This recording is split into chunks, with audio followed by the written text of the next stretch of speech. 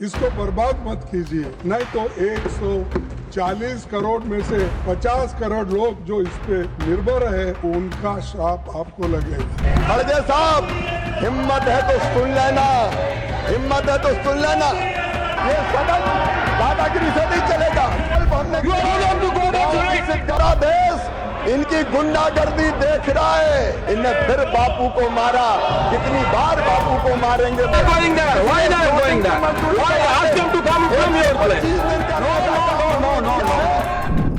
संसद के शीतकालीन सत्र का आज आखिरी दिन है। सत्र की शुरुआत 1 दिसंबर से हुई थी। इस दौरान सत्र में वंदे मातरम, चुनाव सुधारों जैसे मुद्दों पर चर्चा हुई। इससे पहले गुरुवार रात 12:30 बजे राज्यसभा में वीबीजी रामजी बिल पास हो गया। विपक्षी सांसदों ने जमकर हंगामा किया और बिल के पास होने से पहले सांसद राज्यसभा से वॉकआउट कर गए।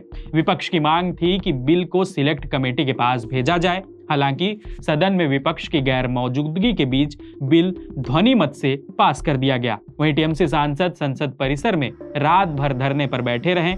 इनका कहना था कि ये बिल महात्मा गांधी का अपमान है और किसानों गरीबों के खिलाफ है। वहीं कृषि मंत्री शिवराज सिंह चौहान ने राज्यसभा में कहा कि विपक्ष से उम्मीद कर रहा था कि वे अच्छी बहस करेंगे, लेकिन उन्होंने केवल बेवजह के आरोप लगाए। कांग्रेस अध्यक्ष मल्लिकार्जुन खड़गे ने कहा कि देश की जनता सड़कों पर गोली खाएगी, लेकिन बिल को कभी स्वीकार नहीं करेगी। नमस्ते, मैं हूं सौरभ और आज हम आपको बताएंगे कि आखिर इस बिल में ऐसा क्या है जिस पर घमासान मचा हुआ है।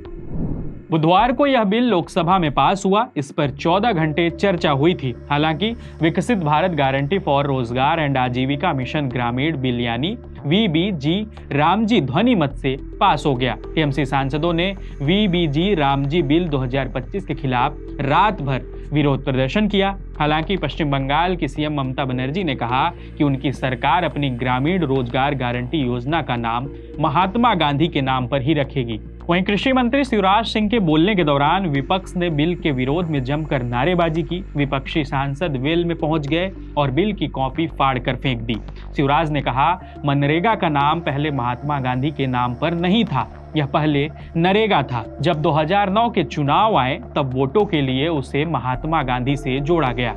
वहीं इस बिल में क्या खास है वो भी हम आपको बता देते हैं। सरकार का कहना है कि यह कदम विकसित भारत 2047 के लक्ष्य के अनुरूप है, जिससे ग्रामीण मजदूरों को ज्यादा रोजगार सुरक्षा मिलेगी और गांव में टिकाऊ ढांचा तैयार होगा। नए कानून के तहत ग्रामीण परिवारों को मिलने वाले रोजगार की कानूनी गारंटी 100 दिन से बढ़ाकर 125 दिन प्रतिवर्ष कर दी गई है। वहीं इससे ग्रामीण मजदूरों की आय में स्थिरता आएगी और उन्हें ज्यादा काम का भरोसा मिलेगा। लेकिन वहीं विपक्ष का इस पर कहना है कि यह योजना केंद्रीय सेक्टर स्कीम न होकर केंद्र प्रायोजित योजना होगी। नए बिल में प्रस्ताव है कि इसके तहत होने वाले कुल खर्च का 60% केंद्र सरकार वहन करेगी, जबकि 40% खर्च राज्य सरकार उठाएगी, जबकि पहले राज्यों का खर्च करीब 10% ही था। नए प्रावधान के मुताबिक पूर्वोत्तर के राज्यों उत्तराखंड, हिमाचल प्रदेश, जम्मू कश्मीर और अन्य केंद्र शासित प्रदेशों में केंद्र सरकार इसके तहत होने वाला 90% खर्च खुद उठाएगी। वहीं अनुमानिक वार्षिक खर्च 1.51 लाख करोड़ रुपए है, जिसमें केंद्र का हिस्सा करीब 95,692 करोड़ रुपए होगा। इसी को लेकर प्रियंका गांधी ने भी सरकार को घेरते हुए कहा था कि इस बिल के आने से राज्यों पर बोझ और बढ़ेगा। आपको बता दें, मनरेगा की तरह ही नए कानून में बेरोजगारी भत्ते का प्रावधान बरकरार रखा गया है। अगर काम मांगने के 15 दिनों के भीतर रोजगार नहीं दिया जाता है तो राज्य सरकार को प्रतिदिन बेरोजगारी भत्ता देना होगा। इससे रोजगार की कानूनी गारंटी और मजबूत होगी।